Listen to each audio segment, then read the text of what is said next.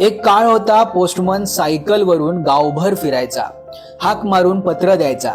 ते पत्र हातात घेतलं की माणसांच्या चेहऱ्यावर हसू यायचं. पण आता काळ बदलतोय आणि आता पोस्ट पण.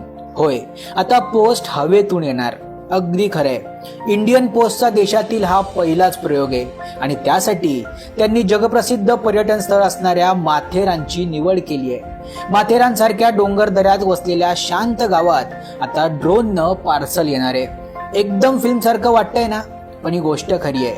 आज 16 मे रोजी माथेरानमध्ये पोस्ट खात्याच्या नव्या प्रयोगाची पहिली झलक दिसली. कर्जत पोस्ट ऑफिसच्या इमारतीहून ड्रोननं उडान घेतली आणि फक्त 15 मिनिटात माथेरान गाठलं. जे अंतर रस्त्याने जायचं म्हटलं तर साधारण 1.5 तास, पण हे ड्रोन वेळेला मागे टाकत 9 किलो 800 ग्राम वजनाचं पार्सल घेऊन माथेरानमध्ये लँड झालं. ही चाचणी यशस्वी झाल्यानंतर उपस्थित अधिकाऱ्यांनी जल्लोष साजरा केला. ड्रोन पाहण्यासाठी पर्यटक तसेच माथेरानकरांनी गर्दी केली होती. त्यानंतर माथेरान पोस्ट ऑफिस शेजारी असणाऱ्या फन टाइम रेस्टॉरंट समोर सगळ्यांचं लक्ष वेधून घेणारं हे ड्रोन पुन्हा आकाशात झेपावलं. त्याच्यासोबत होतं 9 किलो 800 ग्रामचं पार्सल. डोंगराच्या कुशीतून झेप घेत ते ड्रोन थेट कर्जतकडे उडालं आणि काय सांगू, अवघ्या 15 मिनिटात ते पार्सल कर्जतच्या पोस्ट ऑफिसमध्ये सक्सेसफुली पोहोचलं. पोस्ट म्हणजे हळूहळू येणारी गोष्ट असा समज मोडून काढायचा हाच क्षण होता. पोस्ट खात्याचं हे हायटेक पाऊल म्हणजे कुरिअर कंपन्यांसाठी एक दमदार सिग्नलच म्हणावा लागेल.